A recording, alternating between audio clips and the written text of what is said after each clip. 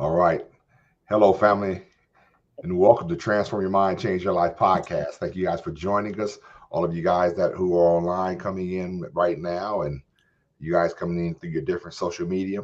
Hey, we appreciate you following us. We appreciate you tapping in with us. And if you don't follow us right now, man, make sure you click that little button and subscribe to our channel. We really would appreciate it. We thank you guys for watching once again and commenting and coming in with your questions, things of that nature. We really do. Today, guys, we have an awesome topic ready for you guys, man. Let's talk about reclaiming your future, a guide to healing and moving forward from trauma.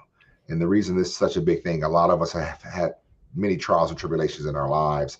Some of these traumas and tribulations that we've had to go through have caused us some issues, and we I hate to say it like that, but anytime, you have trauma within your past, whether it's been long-standing trauma or whether it's been trauma or certain things you have to go through, they always leave an imprint because it's impacted your life in such a way where, you can't necessarily forget it, but how do you cope and how do you live, going forward?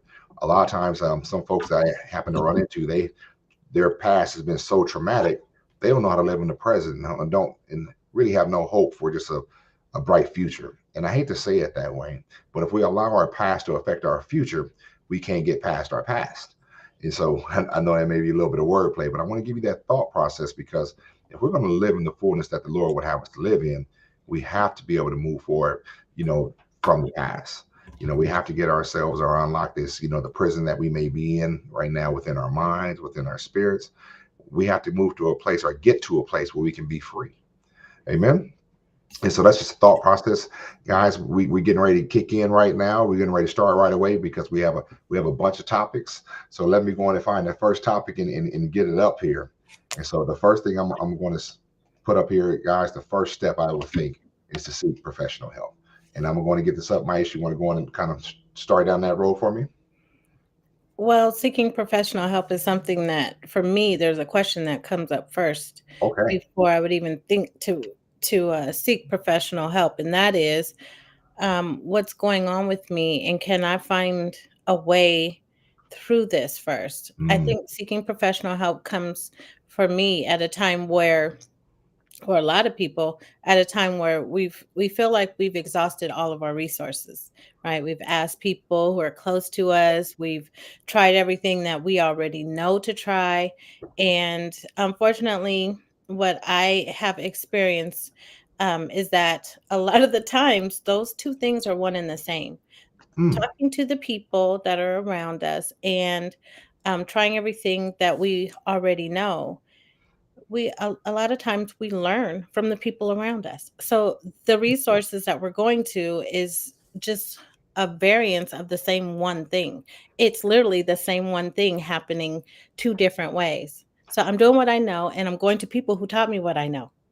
Got it. Got it. I Right. think that's good because what I mean by this is, like you said, a lot of us already have exhausted our resources or exhausted our thought process, right? And then we start to, in our minds, we start to have that thought process. Man, I can't. Nobody can help me. Like, what am I going to do? Yeah. Because you don't know how to deal with it. The folks you've been dealing with don't know how to deal with it, and sometimes the people that you're dealing with may have caused it. And I hate to say it that way, right? But it can be so true, right? Right. Yes, even guys, I hate to say it this way, but even sometimes the people who love us, the people who actually care for us, have caused traumatic issues in our past. It's not that they meant to. A lot of people have done the best they can. Okay, especially at the time period in which they were dealing with it in. Hmm. And with that being said, you know, when you find people that have already been dealing with a traumatic past or they have that same traumatic past, what they tend to do is pass down that same trauma, right? Especially in scripture, I find a lot of people where, man, I must be cursed. No, man, you're not cursed. Literally, what's happening to you, you're really suffering from a passed down behavior. A Yeah. lot of people, even we say, well, curses, biblically can be passed down, but this is not a curse, guys. What we're suffering from is generational behavior, behavior that's passed down from the generation before us, right? And because of these things, when we talk about seeking professional help, I want you guys to think about it this way right here. I need somebody to help me get out of this box that I'm in, because within this box is problem. If inside the box is problem, and unfortunately, if my dad is in this box, my mom is in this box, grandma, grandpa, and generations of we all in the same box. Apparently, they haven't helped themselves get out of that box neither. And if they're in that box, you can't go to them for help. Why? Because they're in the same box you're in.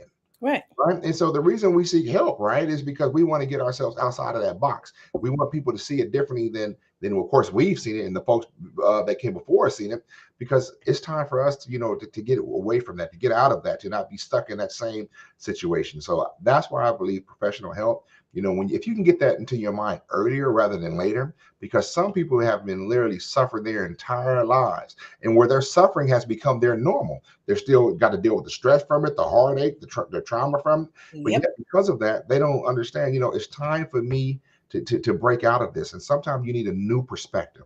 And to me, that's what professional help does. It allows you to go and, get a new perspective or another's perspective, another person outside of your circle, outside of your box, so to speak. And I think that's where really professional help really kicks in. I think parents now, in some situations, especially for their children, when they're finding they're dealing with trauma in their past, I think one of the good responses I have seen with some folks is, I want to get my child help now instead of just trying to deal with it Yeah. myself or deal with it, because like I say, if you're the one that's possibly bringing it on, get somebody outside of that, that thought process, to maybe, so you and your child can see it from another way. Just a thought. I agree. I agree. I believe that healing is more important than coping. And as a matter of fact, I like to try do my best to steer away from coping and helping people to cope, because coping has never helped me really. And I don't know of anyone um, that coping really just works with. However, healing does it all. And so I do believe that that's why Christ came to heal instead of help us cope. That's really good. That's really good. That's actually going to take us really into to the next one that I want to bring up, but I'm typing it wrong. So let me get it in here now. So guys, we ain't got nobody working with us on the back end, but here it is. Yeah. Developing healthy mechanisms to overcome the things that we're going through. And I think Maisha brought it into perspective right away. Right away. Be careful of coping, and be careful of getting yourself to a place where you're just dealing with something, over and over, because we've learned, unfortunately, how to just deal with stuff that's hurting us. It was a story that I came across, and it was some years ago, and about a man and his dog. And so, with the story, how it starts off, an old man was walking down the street, and as he passed one of his buddies' houses, he heard his dog, and the dog was like, and he's like, that is strange. Why is this dog doing that? Right. And so then he heard it again. Right. And so he walks up to his buddy's door, like, knock on the door, man. Like, then he knocks on his door. His buddy comes, to the door, and he says, hey, man, what's going on with your dog in the house, man? He says, oh, he's just sitting on the nail. Like, sitting on the nail. He says, man, why is he sitting on the nail? Because it's not hurting him enough yet. See, a lot of us, what we've done is we've learned how to stand and sit on nails. And even though it's causing us pain, because we're so used to standing and sitting on a nail, we refuse to remove our foot or our butt up off of it. And because we are in that shape, we are dealing with that moment. What we've said, we've learned to live this unhealthy portion of our life and just say, this is what it is. And that's not the way it's supposed to be. You know, Literally, the Lord will have us to be healthy and whole, like Mike said, not cope. Because sometimes in cope, we get to a place where we're just dealing with the same thing over and over and over again, as if we're going to get better. No, if we're not getting better. Okay, the Lord didn't decide just for us to live in pain, just to live in heartache our entire lives. But we maybe go through seasons where we know we may have ups and downs, but no. Not we don't have to just stay there in that stuck position. No, and I think that staying there a lot of the times is because we're comfortable. It does take us, and this is a segue into the next one Can though. I It say does something? Because you said something that was so important just right now. go ahead. You said just staying there because we're comfortable. Yeah. And why are we comfortable? And I know you know the answer to this. That's why I'm asking you. Say out loud why we become comfortable. Well, it's what's familiar for us. Mm-hmm. It's what we've got Yep. grown accustomed to.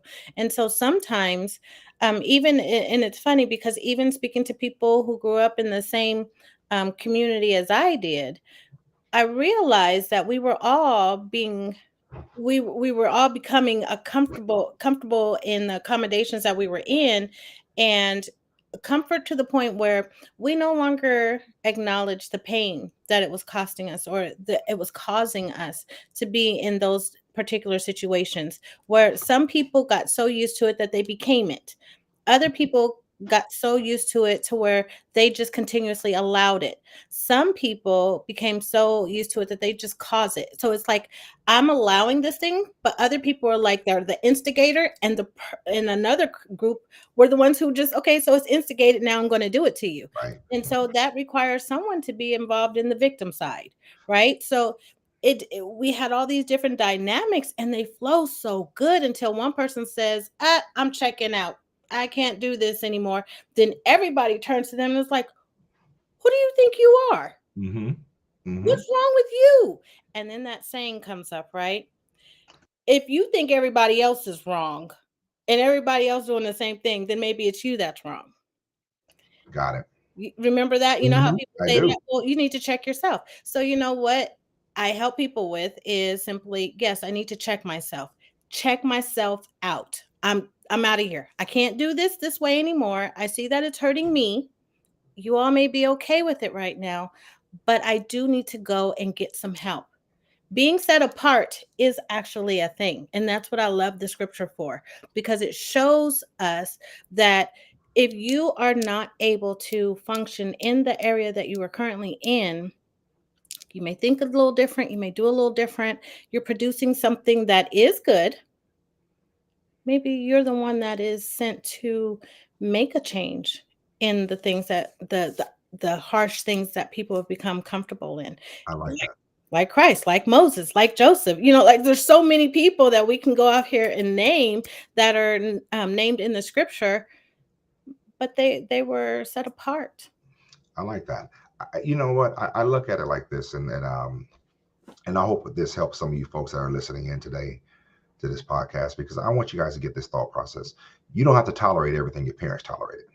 No. We don't live in the same time. We don't live in the same moments as our parents.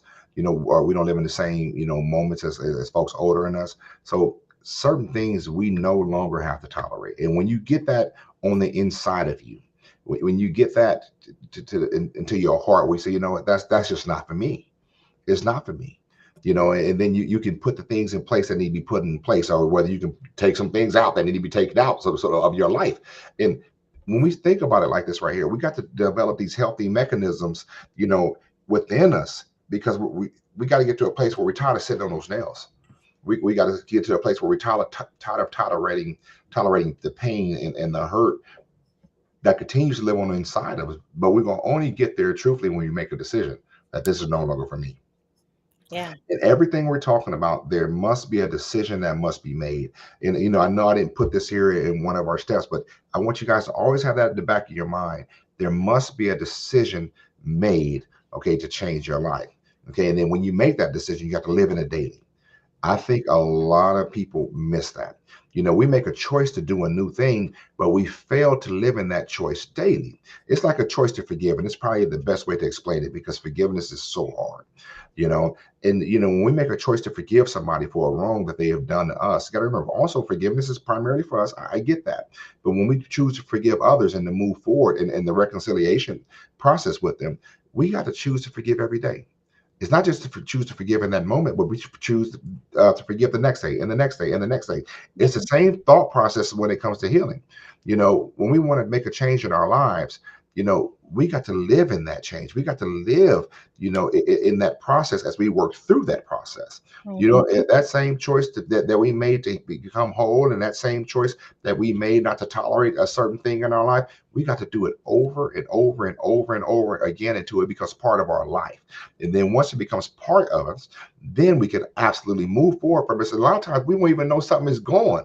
But if we continue to act and take the same actions on a regular basis, we'll find when we look back, man, I don't know when it left me, but I just know it's not part of my life anymore. It's different now because your thought process is different. You're different, right? When you become different, everything about you is going to change. Why? Because you no longer respond the same. Yeah. And when you become different, people will become different around you. So that's one I want to make sure I touch back in on. The next one, okay, you ready for this one, Maisha?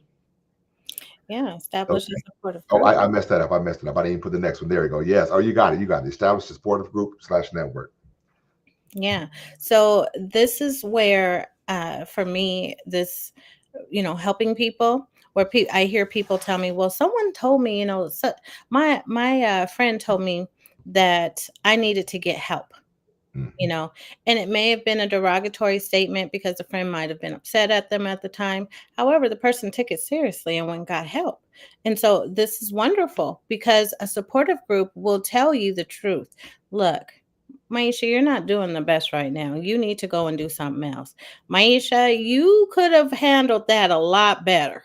Yeah, So this is a friend, this is a person who actually loves you.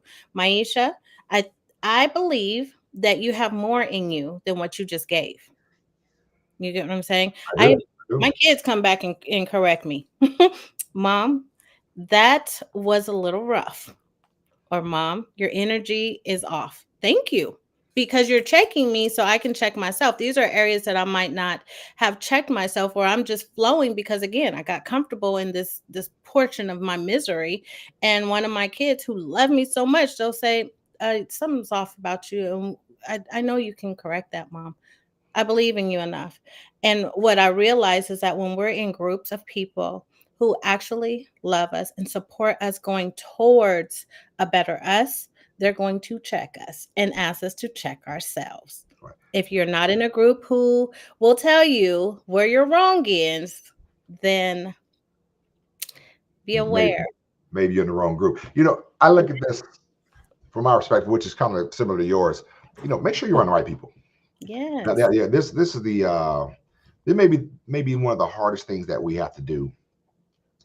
And I saying that because a lot of the folks we've been around, a lot of folks we have grown up with, a lot of folks we surround ourselves with. There are people that we're familiar with, right? People that Yeah. we love, we care for, people that we know. And I'm not saying everybody's wrong around you. Don't make sure you don't. That's not what I'm saying, because sometimes you got some good folks around you. You got some folks that's willing to kind of check you. Some folks willing to step in and tell you the truth about what's going on with you. Scripture says, "Faithful are the wounds of a friend." Right? But the kisses of the enemy are deceitful. Now, the reason I'm bringing this up, because see, when it says faithful are the wounds of a friend, it says a true friend is willing to wound you. Okay, when it says wound right now, is willing to tell you the truth, even though the truth may hurt. But because they're a true friend, they're doing everything in their power to make sure, okay, that they're trying to be right by you. And a true friend would definitely say, if you're going wrong, the wrong way, going down the wrong road, a true friend will try to speak up. Why? Because they don't want you to go in such a way. They Yeah. want to be there for you. And that's what true friends go. And so when I see things like establish a support group, or be around the right network, you could have true friends that are already there for you, but make sure you stay around the ones that are not there to okay your wrongs, okay, or okay your stupidity, okay, Hmm. okay, doing the wrong things, taking the wrong actions, because them are yes men, and yes men get folks in trouble all the time. And sometimes people will say, well, that's my ride or die right there. They with me in the good and the bad. The hard part about that, family, when you continue to grow and you continue to mature, I want my friends with me, through the good and the good. Do we have to go bad? Right. I get the sentiment of it, but I want you to get the fullness of understanding. All my friends see me when I'm getting ready to do something wrong or getting ready to take a step I should not take. I want my friends to say, bro, that's not what you do. Come on now. Make it make sense. Do the right thing, right? And so that's what I think, when I'm looking at a true friend for me at this age of my life. I'm looking for somebody that's really looking at me and say, you know what, man, I want the best for you. I want my friend to love me so much that he's committed to my well-being. That's the type of love I'm talking about. I don't want, I don't need the type of friends in my life at this stage of my life, or even in my early life, because I've seen also where those kind of yes men type friends have hurt me. When I say have hurt me, even though I was taking action, nobody was willing to stop me, nobody was willing to speak it to me. And Hmm. it's something how people who say they love me will be right there with me as I'm ushered into jail, so to speak. you Yeah. know, without saying anything to me. If Hmm. you care so much about me, to care enough about my well-being, care enough about my spouse, my children, help me be better. Right. And I think that's what true friends are. And so when we talk about establish that support group, we literally say, just put yourself around the right folk, put yourself around the right people that will help you to move forward in life, to help you do the right thing in life. That's where that comes in at. That's what I'm talking about right now. Yeah. And I agree. So. All right, well, let's knock this out right here. This is your favorite part, set boundaries. Here we go. Mhm. I've been waiting for this. I wanted to hear this today. You are so funny with that. Okay, so setting boundaries for me is a lot easier than it used to be. In 2012, I was given a set of CDs to help me with understanding setting boundaries. Now, Hmm. it's funny because all those years ago, I didn't even think I didn't have boundaries. I didn't even think that that was a thing I needed to pay attention to or anything. I was always the person that people would come to, and I would help a lot. I was a good helper, but other people started to remind me, Maisha, you always helping, you always doing, you always. And when do you have time for you? And I was like, didn't think about me. And it only came because of a calendar. I was trying to create a calendar for myself, and I didn't even realize that there was like list 1 through 20 items of things that I do on the calendar. I didn't put on the calendar because that's my regular. So this is how I learned, and this is what I'm going to give to you, what was given to me. Boundaries are not for the other person. They're for yourself. It's like having, you are a house, right? So say you are a house. It's you putting your white picket fence around your home. It's not you going and saying, you better put on a fence around you. You better not cross this line, Charles. It's Right. not that. It's really just me saying, within this area, I am safe.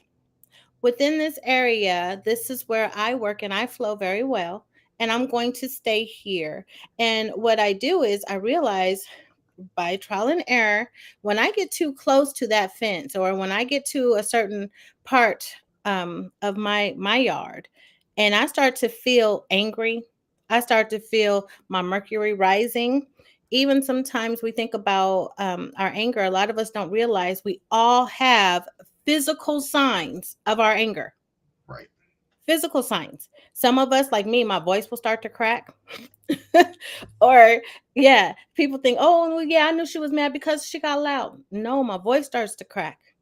I could be loud and still getting everything, we having fun to me, but if my voice starts cracking, that's a telltale sign. If my chest starts to hurt, some people we don't realize. So for me, I know that that's too close to my white picket fence. I need to step some steps back and come back to my front door of my house.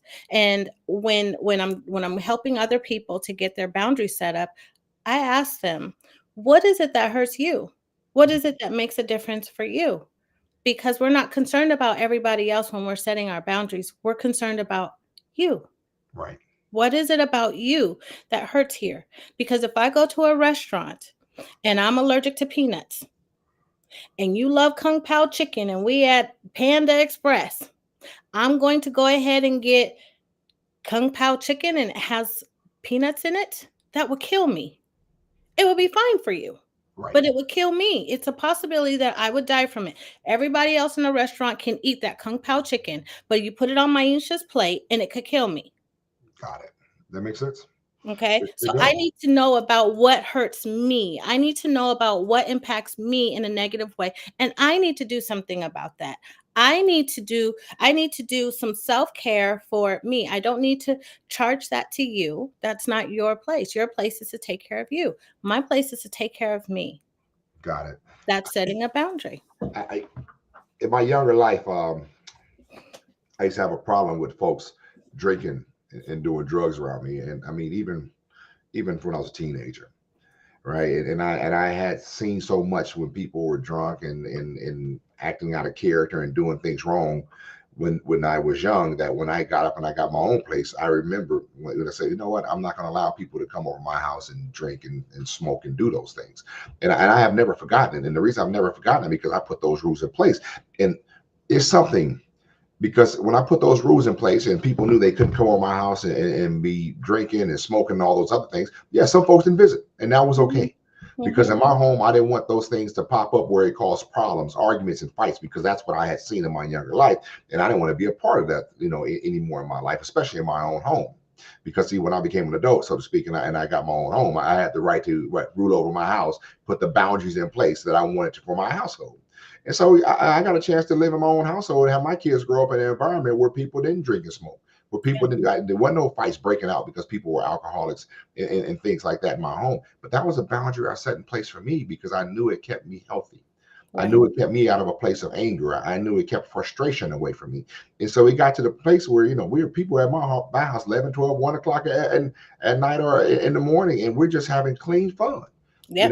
No need for those type of things. But the boundary itself is the very thing that protected me. The boundary itself was the very thing that kept me in good spirits because I knew I didn't have to worry about things like that. So, I know boundaries are very healthy when put in place the correct way because they should be protecting you.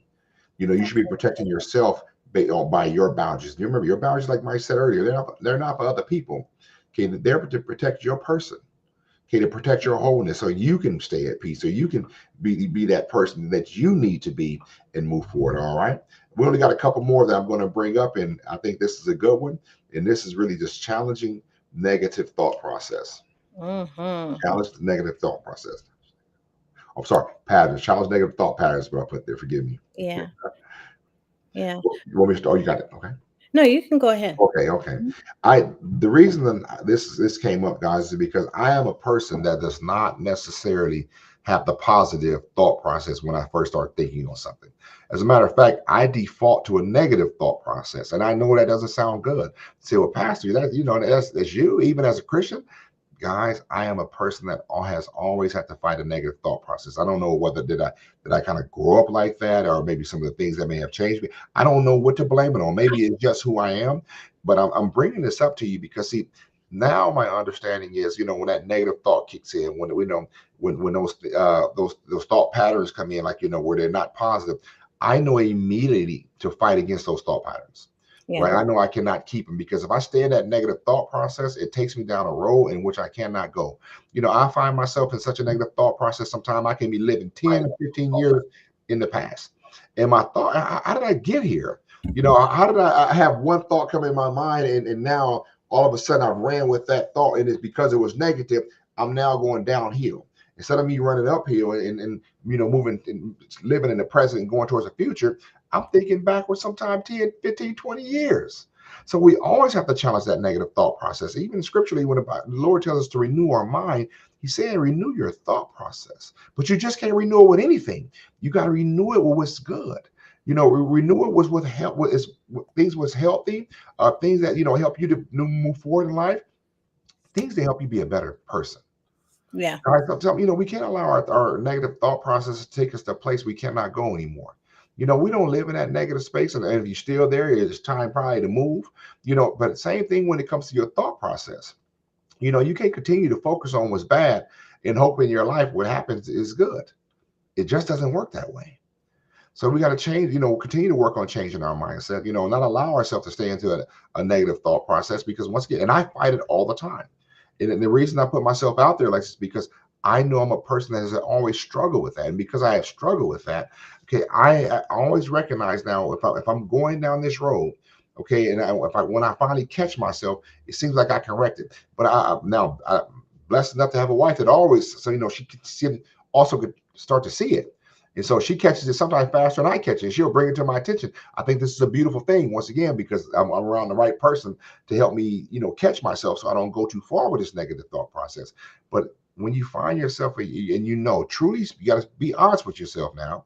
You got to be honest enough to tell yourself, hey, am I living in this negative thought process? Is this something that I naturally do? And if you know you're like that, you have to always stop that negative thought process because, like, once again, you want to be moving forward in life. And you don't want to be in prison in the thing that has kept you captivated like that. Yeah. Yeah. Well, one of the things that I like to remind all of everybody that I love, and especially the people I work with as well, is the fear that you're having when you have that negative thought process. Yes, you're bringing the past up to the present. However, you're also doing something else. You're projecting that to the future. Mm-hmm. The problem with the future is none of us has been there before. That's right. We've never been there before. So yes, that can invoke fear. The problem with that fear is that it's replacing faith. And it's a quick change. It's really a quick change. So if you're watching this, I want you to go ahead and do this. You're making up the future because nobody's been there before. And so that fear that you're having is based on the feeling of not knowing. And so you're making something negative up. Mm. Why? Because you know of something from the past, you're bringing that forward to the future. You know about that thing, and it's scary. You don't necessarily want to go through that. You don't want this. So you can think of all of the things that could go wrong. Why? Because that's what happened in the past. Hmm. Well, my position is this. Since we're making things up, why not make up something great?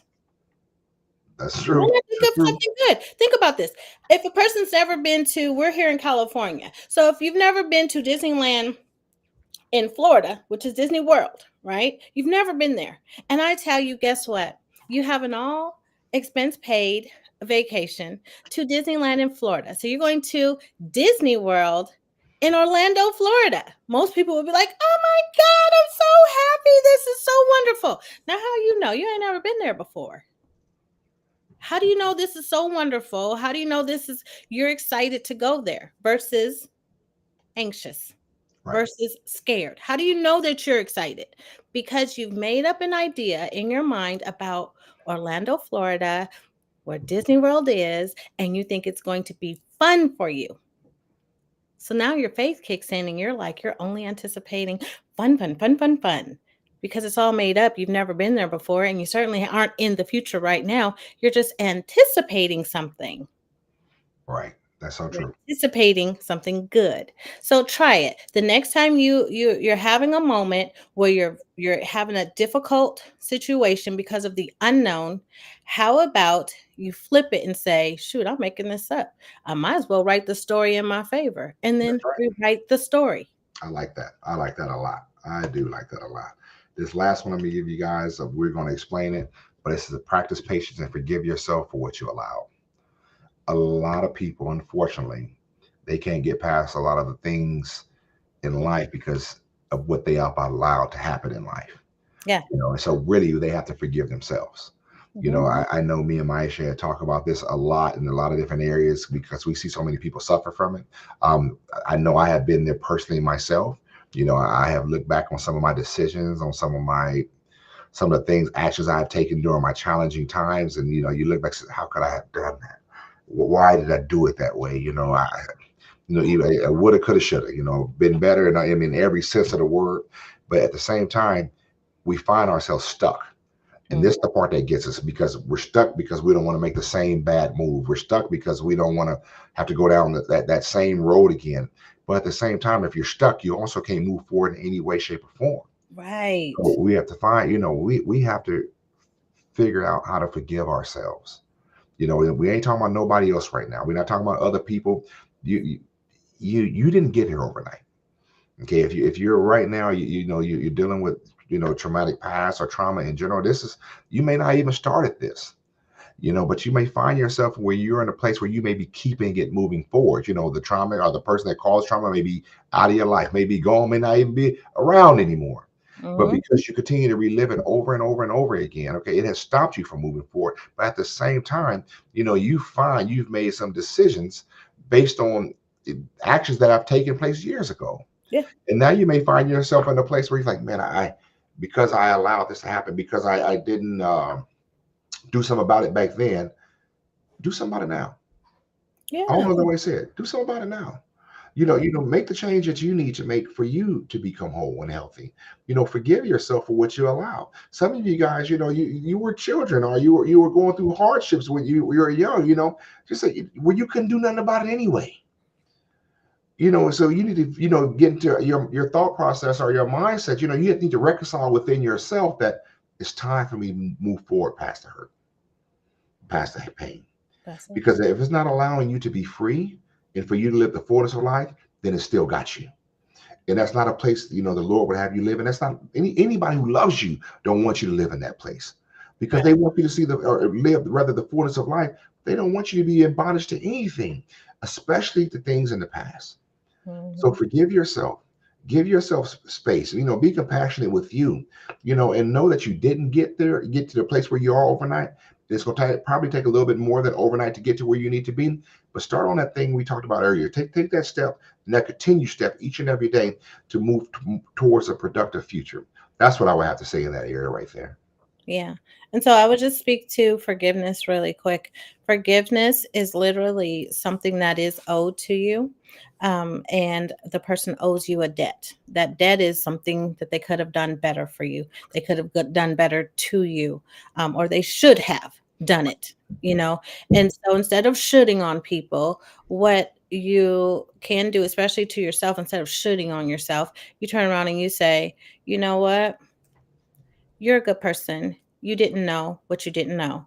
You could have done better if you had known better. You didn't know better, so you didn't do better. Meaning, think about this too. If you were 6 years old and something happened, someone did something to you, yes, that's a hurtful experience. You may now be in your 20s or your 30s thinking, you know what, that shouldn't have ever happened to me. You're right, it shouldn't have happened to you. And you're right, that adult that took advantage of you should not have done that. However, now you're feeling guilty because that happened to you. Someone chose to do something negative to you. And now you feel like, you know what? I should have protected myself better. I should have ran. I should have tried to hit him. I should have tried to do this. Yeah, now you're shooting on yourself. Stop shooting. Just turn around and forgive. What does that mean?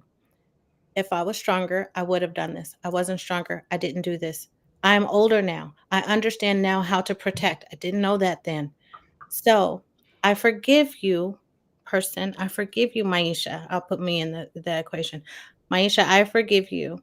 You were you were in a position that no one should be in. You were in that position and it hurt you. You were in that position and you deserve better. However, you didn't get better. So now I vow to protect you. And I do allow you to go ahead and move forward from that place that you were in because of someone else's actions and your inability to get yourself out of that. I like it. Now you have permission to move forward, and I will protect you as you move forward. And that's how we can heal our inner self. That's how we can go back and forgive our inner self for doing those things or not doing those things that allowed us to be in harm. Right. Okay. So for people who didn't know that, it's simple. It is not easy. Those are two different experiences. Simple and easy don't always go together. Okay. So it is simple. It's almost a daily task. And like Charles said, Pastor Charles said, sometimes you're going to have to do it daily, but not only daily, multiple times during the day. Yeah. You're gonna have to choose to forgive because those memories are gonna come up and that remembering is going to hurt. So Right. you can Right. remind yourself, nope, that's the debt's already paid. It's no different than this. Have you ever woke up in the middle of the night like, did I pay my cell phone bill? Because you forgot if it was on auto pay or not, and you had to get up and check your account, make sure that your stuff is being paid. It's the same thing when we have memories that we need to go back and remind ourselves, oh, I forgive this. That debt's paid. Got That's it. what it is. Yeah. So don't get upset at yourself because that memory comes back and that feeling comes along with it. Just go ahead and you remind yourself that debt is paid. Right. That's it, man. Family, I'm happy you guys tuned in today. Thank you guys for you guys who got a chance to watch live, and you guys got a chance to tune in and text us a little bit, or say text us, but comment online with us. We really appreciate it, guys. Thank you for watching the Transform Your Mind, Change Your Life podcast. We really appreciate you guys chiming in once again. Thank you for liking and sharing and subscribing. Thank you for all those good things. We really appreciate you.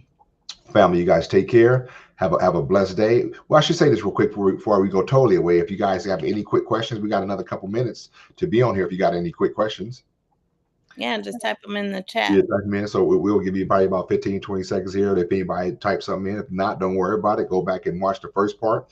There were 6 steps that we talked about today. Okay, regarding how do we heal from a traumatic past. So I hope you guys once again enjoyed it. If you got questions, please send them in. Please send them in. Like say, if you need to email us or talk with us, you can reach us at admin@harvestvillage.org. That is admin, ADMIN, at harvestvillage.org.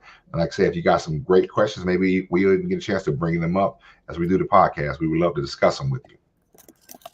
Yes. Okay, I think Maisha's typing these things in now that I'm I talking am. about. Okay, and we'll wait till that comes up on the screen. And when that comes up on the screen, if we don't have anything, we'll go in and sign out for today, and we'll go from there. Okay, yes, here it is. Here's the email to reach us is admin@harvestvillage.org. And if you haven't got a chance to check us out, please check us out. Check out the website, harvestvillage.org. You can check out charlesmiles.com. You can also check out our YouTube, which is, I think it's just youtube.com/at Harvest Village. Well, family, you guys take care. And do we have one more, Mike, you want to mention? I do. I just want to say something. Now, we did talk about our community earlier in today's conversation. What I want to offer to our community that's listening to us, if you do find or see here something that you think we need to speak to, or you want to add something to, go ahead and post it in the comments. Chat about it. You know, we're going through there, so we'll be able to see it. We can correspond with you, or you can email us. So I just want to let you know that we love for to hear your position, to see where you are standing on any of the thoughts that we have. So feel free to contact us. We look forward to hearing from you. And look for us on Fridays. Fridays at right now around 12 o'clock. We say around 12 o'clock because we know it moves between 12 and 12:15. We still got kids we're trying to take care of during the day, and that's what's happening. So we're going to get that time slot locked down a little more tighter. So bear with us. But thank you guys so much for tuning in. Bye, everyone.